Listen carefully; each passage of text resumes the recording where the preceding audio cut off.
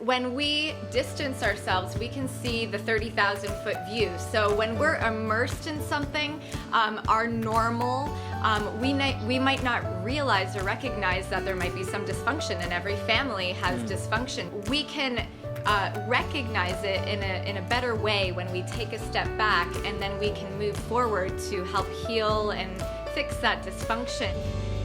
Okay, we are joined by our kitchen couples, each in their own kitchens. Great to see you guys. We got Dan and Danielle, we've got Eric and Kara, we've got Mike and Diane. And this is kind of a touchy subject that Neil and Cheryl Josephson has brought up in this teaching. Navigating these relationships with parents or in-laws. Well, you know, and this is something that we kind of struggled with. How do we handle this? Because, as you know, our son and his wife are part of our kitchen couples, Eric and Kara. But I think it's really more than physically distancing. What Neil and Cheryl are talking about is priorities and emotionally distancing from your parents. Because we all go through hard times in marriage, but it's if we can turn to our spouse in those hard times and not turn to our parents in those hard times, that's where the growth happens. And you guys are really good at that. Yeah, Cheryl said it. She said that you have a new number one. I got a new number one in my life, and it's a new partnership. It's a physical partnership. It's an emotional partnership that I prioritize above my parents. You're sitting right there, and I'm just gonna let you know I prioritize Kara over you, and so. And we love that. We love that. Well, too, I love what they said, that you still honor your parents. It's just in a new way. So it's just taking your relationship with your spouse to a new level, but also with your parents. There's a new maturity there. Yeah. There's so many times in your marriage that it could be easy to run to your parents because parents have so much wisdom, but really what God wants you to be and do is rely on your spouse and honor them in the position that they have in your life. And that's not to say that you don't ever go to your parents, because there's still wisdom you want to tap into. But I like the way Eric said it, the new number one. Yeah. The number one go-to is your spouse. Yeah. You know, we can emotionally, it's good to emotionally leave or distance ourselves, but also leave and cleave. Physically leaving it does have its benefits. Now, what I mean by that is when we distance ourselves, we can see the 30,000 foot view. So when we're immersed in something, our normal, we might not realize or recognize that there might be some dysfunction, and every family has dysfunction. So when we are able to pull back, and, we've had that happen before, did you know you do this? Or did you know you guys are like this?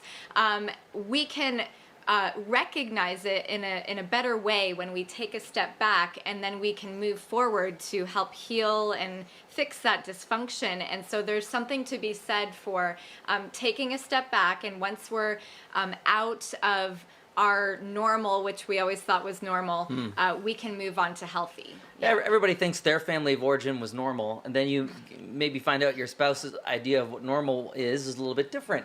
And then you step back, and that's what you're saying, getting that 30,000 foot view. I never really thought about it before, but the leave and cleave, I think there's an aspect too. I think they talked about it there, the idea of leaving some of that baggage or stuff behind as well, leaving that baggage back at your family of origins house. Like every once in a while, Judy, that's Danielle's mom, will come to our house with like a box of Danielle's old belongings from her that Judy's found in the basement. Thank you, Mom. Yeah, which is fine.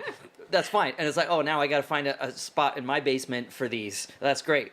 No big deal. But sometimes there can be, like, well, we're transferring from one basement to the other. But sometimes there can be, like, our parents can bring up or can just by inadvertently even bring up old baggage. And it's like, well, now what do I do with these old feelings? What do I do with this old emotional baggage?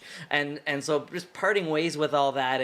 And we've talked about before, one of the best things you can give your spouse is a healed you, a whole version of you. And just working through some of that stuff is maybe part of the leaving process too, especially once you get that 30,000 foot view. Yeah, for sure. That's good. The quicker you leave as well, the sooner you come back.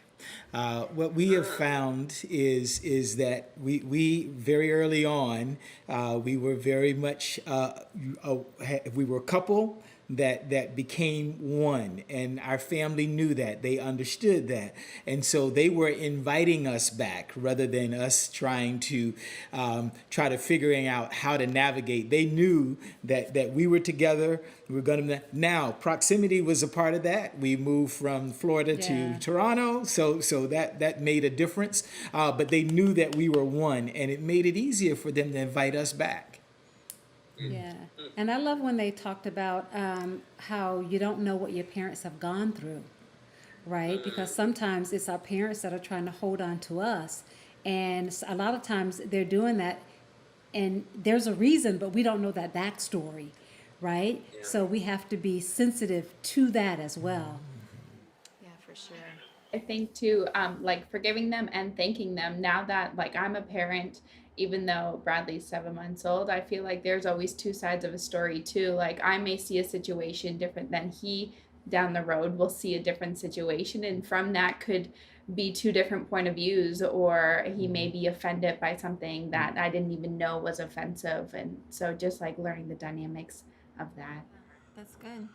All right, some good insights there from Neil and Cheryl, and from you guys on just kind of navigating this in-law or parent relationship when you're in this new number one with each other relationship. It's important to know. It is, for sure. Well, so thanks, everyone. Yeah, thank you. And stay with us, because coming up is going to be the guys in the huddle. Exciting. When you think about it, if there's a winner and a loser in their conflict with your spouse, then you both lose because of the damage done to the relationship.